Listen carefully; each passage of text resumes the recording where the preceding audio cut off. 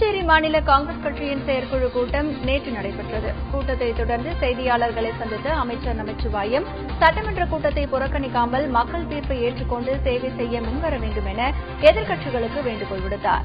முதலமைச்சர் நாராயணசாமி இடைத்தேர்தலில் எந்த தொகுதியில் போட்டியிடுவார் என்று பின்னர் அறிவிக்கப்படும் என்றும் நமச்சிவாயம் கூறினார்.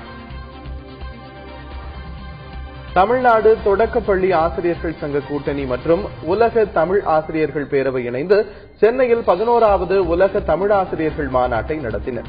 3 நாட்கள் நடைபெற்ற இந்த மாநாட்டில் தமிழை எவ்வாறு எளிதாக கற்றுக் கொடுப்பது, அதன் வளர்ச்சிக்கு எவ்வாறு உதவுவது என்பது குறித்து ஆராயப்பட்டது.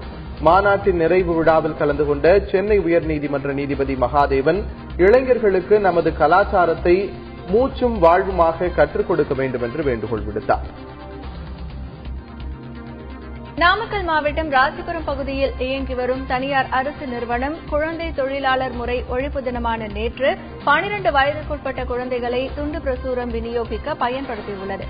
இது சட்டவிரோதமான செயல் என்றும் உடனடியாக தொழிலாளர் நலத்துறை நடவடிக்கை எடுக்க வேண்டும் என்றும் சமூக ஆர்வலர்கள் கோரிக்கை விடுத்துள்ளனர். புதுச்சேரி அரசு கலை மற்றும் பண்பாட்டுத்துறை மற்றும் சுற்றுலாத்துறை இணைந்து வாராந்திர கலை விழா நடத்த முடிவு செய்யப்பட்டது. அதன்படி நேற்று நடைபெற்ற முதல் நிகழ்ச்சியில் சிலம்பம், புராண நாடகங்கள் நடைபெற்றன. இந்நிகழ்ச்சியினை ஏராளமான சுற்றுலா பயணிகள் மற்றும் பொதுமக்கள் கண்டு ரசித்தனர்.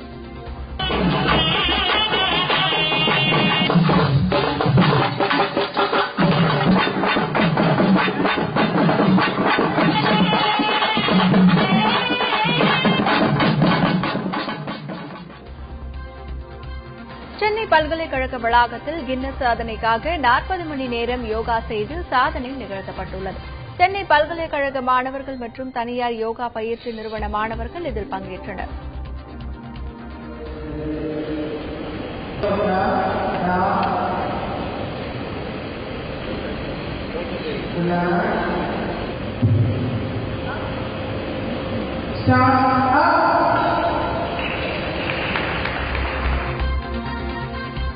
மதுரை மாநகர் காவல் குதிரைப்படையில் பணியாற்றிய குதிரை உயிரிழந்தது.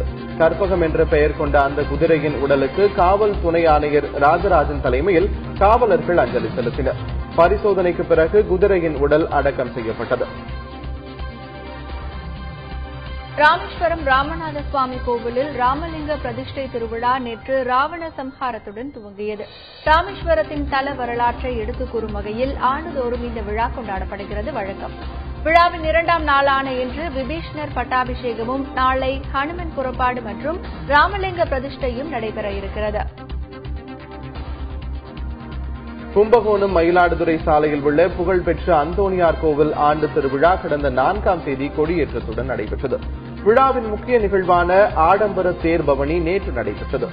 மின்னொளியில் அலங்கரிக்கப்பட்ட தேரை குடந்தை மறை மாவட்ட ஆயர் அந்தோணிசாமி துவக்கி வைத்தார்.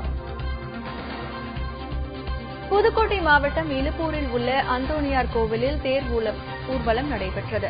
மாதா மற்றும் அந்தோணியார் உருவப்படம் தேரில் வைக்கப்பட்டிருந்தது. தேர்பவனி மற்றும் திருப்பலியில் ஏராளமானோர் பங்கேற்றனர்.